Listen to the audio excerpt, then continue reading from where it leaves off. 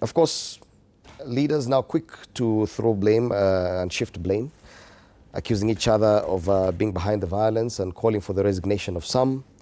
But there are serious issues that do arise. It is only about 15 months to the next election, and a few weeks, probably 2 more weeks about that. But and yet the issue about goons and political violence is not something new in Kenya. But this time round, it would appear that this, and according to one of the cartoons, that this is a new conversation, that no one is looking at proper political exchanges. It is just who has the monopoly of violence. Yes. Do you agree, Fwamba, that we're down a very dicey route?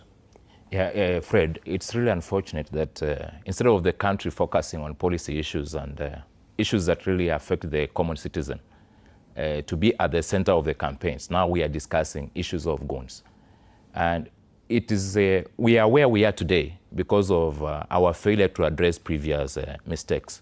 Remember that time when Mike Kibaki was president. President Ruto, at that time, he was a member of parliament, together with Omingo Magara, were attacked in Kisii when they went to a function that was presided over by Nyachai.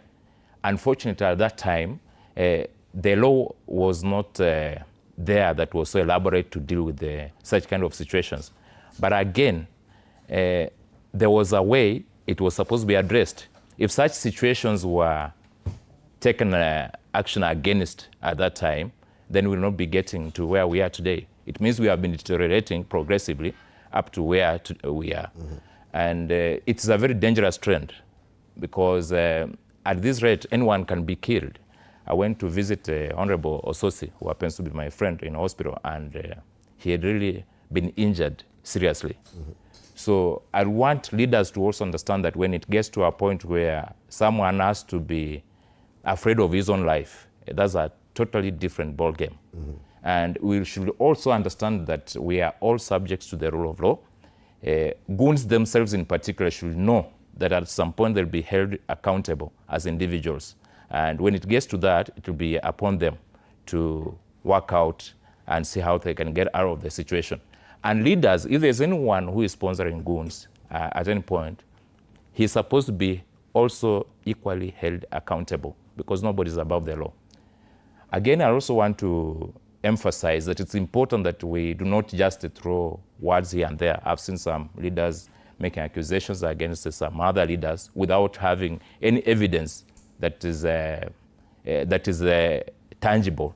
They just throw words and then they point fingers without necessarily having elaborate evidence.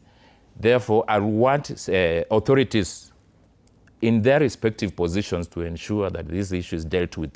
For example, I do not think you will need the intervention of the cabinet secretary or the PES to ensure that there is peace in a certain locality. There are people who are there, like OCSs, they're supposed to do their job. Okay. You cannot be there presiding over violence as an OCS and then wait for the government to be blamed.